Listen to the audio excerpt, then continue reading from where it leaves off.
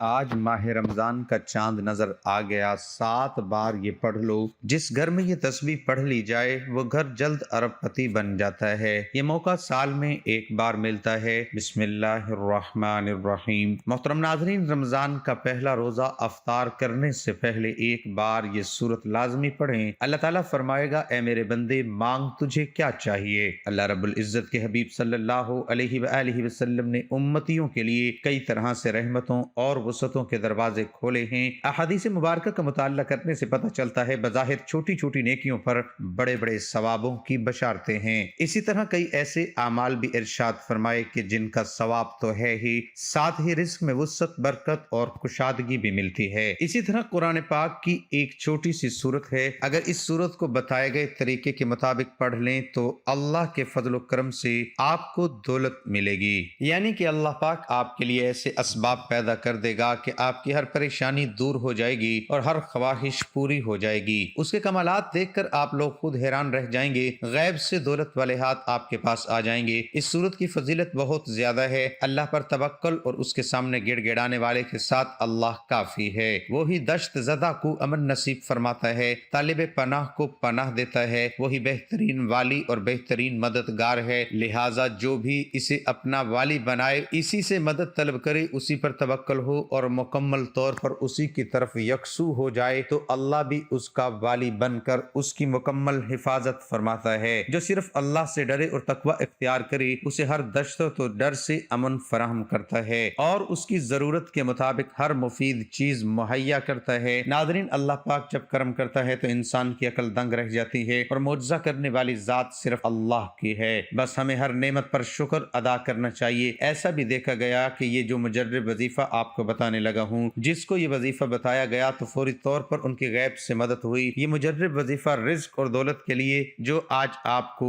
Video پر بتایا جائے گا، یقین مانیں اس وظیفے کو پڑھنے والا کبھی ایسا نہیں ہوا کہ اس کی زندگی میں فوری طور پر پیسہ نہ آیا ہو، فوری طور پر اس کو رزق نہ ملا ہو۔ ناظرین، اللہ پاک کی ذات پر یقین کرتے ہوئے آپ نے یہ وظیفہ پڑھ لینا ہے۔ جب آپ کے سامنے یہ ویڈیو آ جائے تو یہ وظیفہ آپ لوگ لازمی کیجیے گا۔ اپنے مشکل دنوں میں، اپنے پریشانی کے دنوں میں اس وظیفے کو لازمی پڑھیے گا۔ بڑی سے بڑی مرادیں ہوں، بیماریاں ہوں، تکلیف ہو، دکھ ہو، پریشانی ہو، بے اولادی ہو، رزق بند ہو چکا ہو، کاروبار بالکل نہ ہو، تو یہ وظیفہ آپ لوگ ایک مرتبہ کر کے ضرور دیکھیے گا۔ ہر پریشانی سے آپ کو انشاءاللہ فوراً چھٹکارا مل جائے گا۔ روزہ ایک عبادت ہے کہ انسان روزہ رکھ کر اپنے ہر کام کو انجام دے سکتا ہے۔ روزہ رکھ کر صنعت و حرفت، تجارت و زیارت، ہر کام بخوبی احسن کر سکتا ہے۔ ماہ رمضان برکتوں والا مہینہ ہے، اور اس ماہ کی عظمت کا اندازہ اس بات سے لگایا جا سکتا ہے کہ قرآن مقدس کا نزول اسی پاک مہینے میں ہوا۔ رمضان کا پہلا عشرہ رحمت، دوسرا عشرہ مغفرت اور تیسرا عشرہ جہنم کی آگ سے نجات کا ہے۔ جب رمضان المبارک کا چاند نظر آتا تو آپ صلی اللہ علیہ وآلہ وسلم فرماتے تھے کہ یہ چاند خیر و برکت کا ہے، یہ چاند خیر و برکت کا ہے۔ میں اس ذات پر ایمان رکھتا ہوں جس نے تجھے پیدا فرمایا۔ حضرت جبرائیل علیہ السلام نے دعا کی کہ ہلاک ہو جائے وہ شخص جس کو رمضان کا مہینہ ملے اور وہ اپنی بخشش نہ کروا سکے، جس پر حضرت محمد صلی اللہ علیہ وآلہ وسلم نے ارشاد فرمایا، آمین۔ حضرت جبرائیل علیہ السلام کی یہ دعا اور اس پر حضرت محمد صلی اللہ علیہ وآلہ وسلم کا آمین کہنا، اس دعا سے ہمیں رمضان کی اہمیت کو سمجھ لینا چاہیے۔ روزہ وہ عظیم فریضہ ہے جس کو رب ذوالجلال نے اپنی طرف سے منسوب فرمایا ہے، اور قیامت کے دن رب تعالیٰ اس کا بدلہ اور اجر بغیر کسی واسطے کے بذات خود روزے دار کو عنایت فرمائیں گے۔ خداوند کریم نے اپنے بندوں کے لیے عبادت کے جتنے بھی طریقے بتائے ہیں، ان میں کوئی نہ کوئی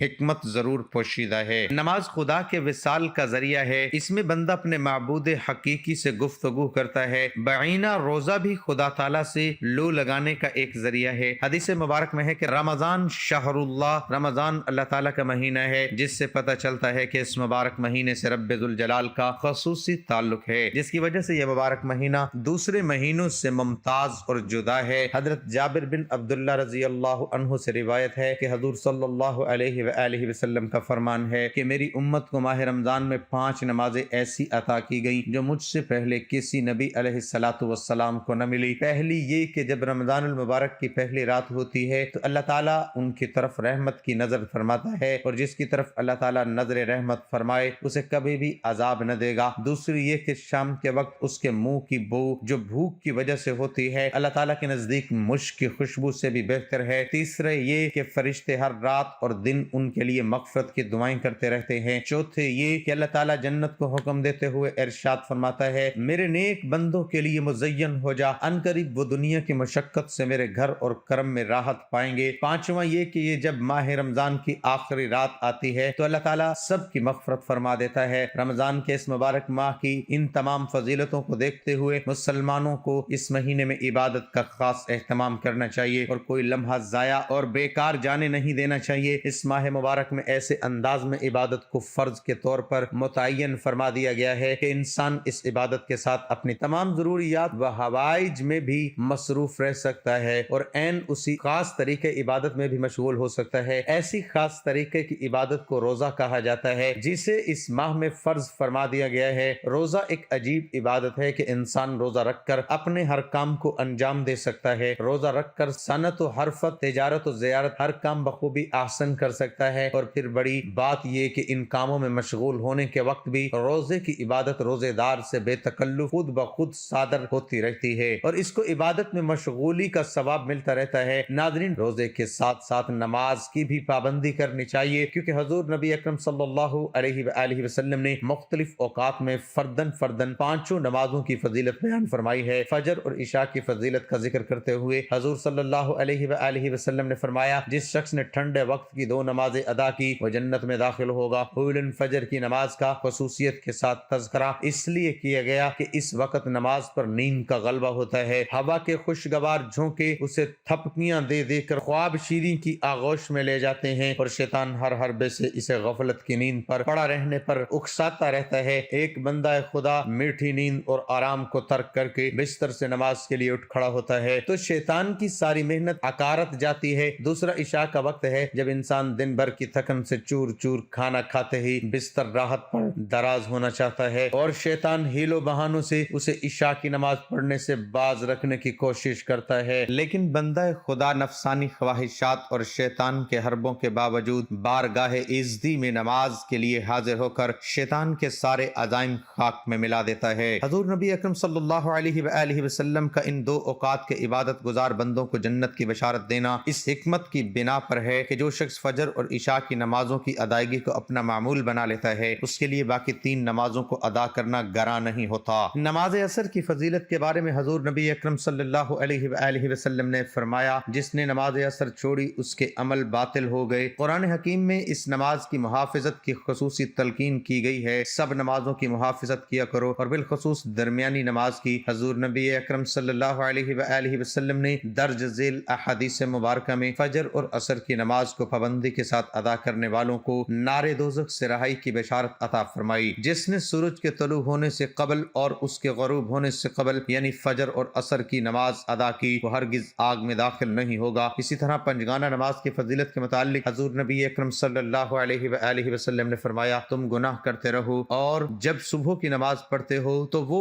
انہیں دھو دیتی ہے، پھر گناہ کرتے رہتے ہو اور جب نماز ظہر پڑھتے ہو تو وہ انہیں دھو دیتی ہے، پھر گناہ کرتے ہو اور جب نماز عصر پڑھتے ہو تو وہ انہیں دھو دیتی ہے، پھر گناہ کرتے رہتے ہو اور جب نماز مغرب پڑھتے ہو تو وہ انہیں دھو دیتی ہے، پھر گناہ کرتے رہتے ہو، جب نماز عشاء پڑھتے ہو تو وہ انہیں دھو ڈالتی ہے، پھر تم سو جاتے ہو اور بیدار ہونے تک نمار تمہارا کوئی گناہ نہیں لکھا جاتا۔ کہتے ہیں کہ جب رمضان کے دن قریب آتے ہیں تو رحمت الہی کے اشتحاق میں رسول پاک صلی اللہ علیہ وآلہ وسلم کی تڑپ پڑ جاتی ہے۔ رمضان کے 2 ماہ بیشتر رجب سے آپ صلی اللہ علیہ وآلہ وسلم کے ہاں رمضان کا تذکرہ شروع ہو جاتا، جیسا کہ ایک روایت کے مطابق حضور اکرم صلی اللہ علیہ وآلہ وسلم رجب کے مہینے میں یہ دعا مانگا کرتے تھے کہ اے اللہ ہمیں رجب اور شعبان میں برکت نازل عطا فرما اور ہمیں رمضان نصیب فرما۔ جب رسول پاک صلی اللہ علیہ وآلہ وسلم شعبان کے مہینے میں داخل ہوتے تو یہ شوق مزید بڑھ جاتا اور آپ شب و روز گویا رمضان جیسا رنگ اختیار کر لیتے۔ آپ صلی اللہ علیہ وآلہ وسلم کی تڑپ کا اندازہ اس حدیث سے ہے جس میں حضور صلی اللہ علیہ وآلہ وسلم رمضان کے انتظار میں شعبان کے دن گن گن کر گزارنے کی تاکید فرمائی۔ حضرت عبداللہ بن عمر بن العاص رضی اللہ تعالی عنہ سے مروی ہے کہ حضور نبی اکرم صلی اللہ علیہ وآلہ وسلم نے فرمایا کہ افطار کے وقت روزے دار کی دعا کو رد نہیں کیا جاتا۔ حدیث شریف میں آتا ہے کہ روزے دار کی دعا افطاری کے وقت رد نہیں کی جاتی، تو افطار کے وقت جو یہ سورت پڑھے گا اللہ پاک فرمائیں گے کہ مانگ میرے بندے تجھے کیا چاہیے۔ یہ قرآن پاک کی وہ سورت ہے کہ جب کوئی بندہ پڑھتا رہے تو اللہ اس کی ایک ایک آیت کے بدلے فوراً جواب دیتے ہیں۔ اس صورت کا پہلا حق اللہ تعالیٰ کی حمد و ثنا کا ہے اور دوسرا حصہ بندے کی دعا و درخواست کا ہے۔ اس کے ساتھ یہ بھی ارشاد ہوا، میرے بندوں کو وہ چیز ملے گی جو اس نے مانگی۔ پھر جب بندہ یہ صورت مکمل کرتا ہے پھر اللہ کہتا ہے سب میرے بندے کے لیے ہے اور اس کو وہ چیز ملے گی جو اس نے مانگی۔ ناظرین، وظیفہ شروع کرنے سے پہلے ایک مرتبہ درود پاک پڑھیں، درود ابراہیمی پڑھیں یا کوئی اور درود پاک پڑھ لیں جو آپ آسانی سے پڑھ سکتے ہوں۔ کوئی بھی وظیفہ شروع کرنے سے پہلے درود پاک لازمی پڑھا کریں کیونکہ درود پاک کی بہت سی فضیلت اور برکات ہیں۔ حضور نبی اکرم صلی اللہ علیہ وآلہ وسلم پر درود و سلام بھیجنا ایک مقبول ترین عمل ہے۔ یہ سنت الہیہ ہے۔ اس نسبت سے یہ جہان شان مصطفی صلی اللہ علیہ وآلہ وسلم کے بے مثل ہونے کی دلیل ہے۔ وہاں اس عمل خاص کی فضیلت بھی حسین پیرائے میں اجاگر ہوتی ہے کہ یہ مقدس عمل ہے جو ہمیشہ کے لیے لازوال، لافانی اور تغیر کے اثرات سے محفوظ ہے، کیونکہ نہ خدا کی ذات کے لیے فنا ہے نہ آپ صلی اللہ علیہ وآلہ وسلم پر درود و سلام کی انتہا۔ اللہ تعالیٰ نہ صرف خود اپنے حبیب مکرم صلی اللہ علیہ وآلہ وسلم پر درود و سلام بھیجتا ہے بلکہ اس نے فرشتوں اور اہل ایمان کو بھی پابند فرما دیا ہے کہ سب میرے محبوب پر درود و سلام بھیجیں۔ اس لیے قرآن حکیم میں ارشاد باری تعالیٰ ہے، بے شک اللہ اور اس کے سب فرشتے نبی مکرم صلی اللہ علیہ وآلہ وسلم پر درود بھیجتے رہتے ہیں۔ اے ایمان والو، تم بھی ان پر درود بھیجا کرو اور خوب سلام بھیجا کرو۔ اسی طرح درود و سلام کے فضائل اور دینی و دنیاوی مقاصد کے حصول میں اس کی برکات مستند روایات سے ثابت ہے۔ حضور نبی اکرم صلی اللہ علیہ وآلہ وسلم نے فرمایا، میرے پاس اللہ تعالیٰ کی طرف سے آنے والا آیا اور عرض کیا، یا رسول اللہ صلی اللہ علیہ وآلہ وسلم، جو آپ صلی اللہ علیہ وآلہ وسلم کا امتی مجھ پر ایک بار درود شریف پڑھے، اللہ تعالیٰ اس کے بدلے اس امتی پر 10 رحمت نازل فرماتا ہے اور اس کے 10 درجے بلند کرتا ہے اور اس کے لیے 10 نیکیاں لکھ دیتا ہے اور اس کے 10 گناہ مٹا دیتا ہے۔ درود و سلام ایک ایسا محبوب و مقبول عمل ہے جس سے گناہ معاف ہوتے ہیں، شفا حاصل ہوتی ہے اور دل و جان کو پاکیزگی حاصل ہوتی ہے۔ پڑھنے والے کے لیے سب سے بڑی سعادت یہ ہے کہ اسے حضور نبی اکرم صلی اللہ علیہ وآلہ وسلم بنفس و نفس سلام کے جواب سے مشرف فرماتے ہیں۔ اس سے بڑھ کر یہ کہ صلاۃ و سلام کسی صورت میں اور کسی مرحلے پر بھی قابل رد نہیں، بلکہ یہ ایسا عمل ہے جو اللہ تعالیٰ کی بارگاہ میں ضرور مقبول ہوتا ہے۔ اگر نیک پڑھیں تو درجے بلند ہوتے ہیں اور اگر فاسق و فاجر پڑھے تو نہ صرف یہ کہ اس کے گناہ معاف ہوتے ہیں بلکہ اس کا پڑھا ہوا درود و سلام بھی قبول ہوتا ہے۔ اس لیے کوئی بھی وظیفہ شروع کرنے سے پہلے درود و سلام لازمی پڑھا کریں اور ایک مرتبہ میرے ساتھ درود پڑھ لیں تاکہ ثواب ہو۔ اللہم صلی علی محمد وعلی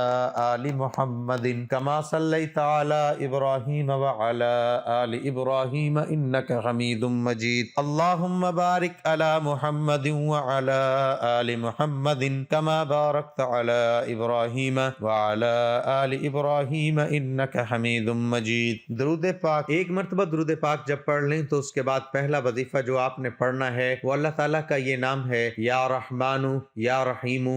اس کو آپ 41 مرتبہ پڑھ لیں۔ یہ وظیفہ پڑھنے کے بعد قرآن پاک کی ایک سورت پڑھ لیں۔ یہ سورت فاتحہ، الحمدللہ رب العالمین الرحمن الرحیم مالک یوم الدین ایاک نعبد و ایاک نستعین اہدنا الصراط المستقیم صراط الذین انعمت علیہم غیر المغضوب علیہم ولا الضالین۔ سب تعریفیں اللہ کے لیے ہیں جو سب جہانوں کا پالنے والا ہے، بڑا مہربان، نہایت رحم والا، جزا کے دن کا مالک۔ ہم تیری ہی عبادت کرتے ہیں اور تجھ ہی سے مدد مانگتے ہیں۔ ہمیں سیدھا راستہ دکھا، ان لوگوں کا راستہ جن پر تو نے انعام کیا، نہ کہ جن پر تیرا غضب نازل ہوا اور وہ گمراہ ہوئے۔ تو ناظرین، اس صورت کو آپ افطاری کے وقت لازمی پڑھیں۔ چھوٹی سی صورتیں لیکن اللہ پاک بہت زیادہ خوش ہوں گے۔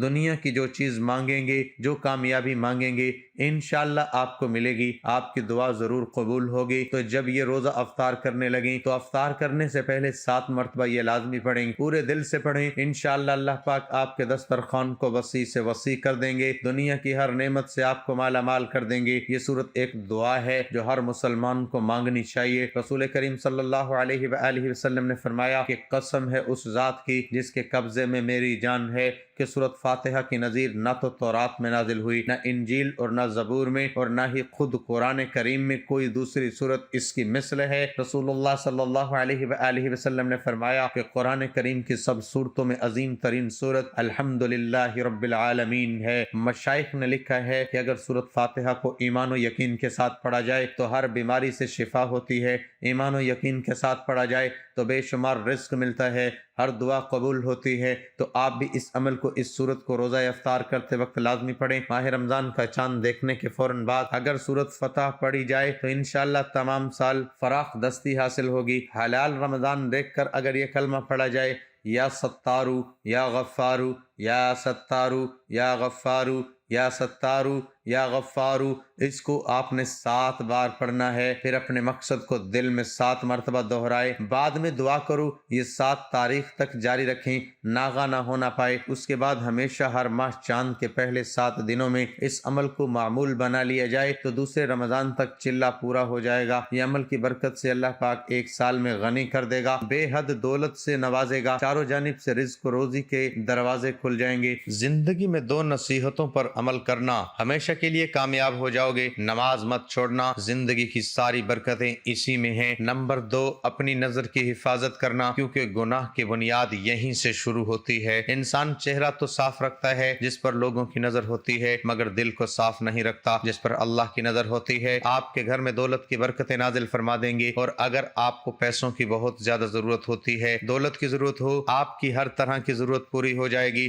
زیادہ اکثریت کا ایسا ذہن بن چکا ہے یا حالات نے انہیں مجبور کر دیا کہ وہ زیادہ سے زیادہ مال و دولت جمع کرنے کی فکر میں لگے ہوئے ہیں۔ صبح اٹھنے کے بعد سے لے کر رات کو بستر پر جانے تک انہیں ہر لمحہ یہی پریشانی رہتی ہے کہ کسی طرح سے زیادہ پیسہ آ جائے، اپنے لیے سہولیات فراہم ہو جائیں، بینک بیلنس ہو جائے، اچھے مکانات بن جائیں، جائیدادیں خرید لیں، یعنی کہ دنیاوی آرام کے لیے ہر طرح کے وسائل ان کے ہاتھوں میں آ جائیں۔ تو جو شخص جس پوزیشن میں ہو، اس کی خواہش ہوتی ہے کہ اس سے بہتر ہو جائے، اس کی کوشش ہوتی ہے کہ اس سے زیادہ اور مل جائے۔ انسان حلال اور حرام کو بھول جاتا ہے، وہ سوچتا ہے بس پیسہ آتا رہے، جیسے مرضی آتا رہے۔ جو بندہ استغفار کو لازم پکڑ لیتا ہے، یعنی اللہ سے اپنے گناہوں کی معافی مانگتا رہتا ہے، تو اللہ اس کے لیے تنگی اور مشکل سے نکلنے اور رہائی پانے کا راستہ بنا دیتا ہے، اور اس کی ہر فکر، ہر پریشانی کو دور کر کے کشادگی اور اطمینان فرما دیتا ہے۔ اس کو ایسے طریقوں سے، ایسے غیبی خزانوں سے رزق عطا فرماتا ہے اس کے خیال میں بھی نہیں ہوتا۔ جیسا کہ آپ سب جانتے ہیں کہ ہم اپنے رازق کو بھول گئے ہیں اور روزی دینے والے کو بھول گئے ہیں، اور خود بخود رزق حاصل کرنے کے پیچھے لگ گئے ہیں۔ جیسا کہ آپ جانتے ہیں کہ اللہ کے بہت سارے اسم مبارک ہیں اور سب کی فضیلت بھی ہے، لیکن آج جو اسم مبارک ہے وہ عمل بتانے جا رہے ہیں وہ بہت ہی خاص ہے۔ اگر سحری کے وقت آنکھ کھلتے ہی پڑھ لیا جائے، یعنی جب سحری کے وقت روزہ رکھنے کے لیے اٹھیں تو فوراً یہ اسم مبارک اس طرح پڑھنا ہے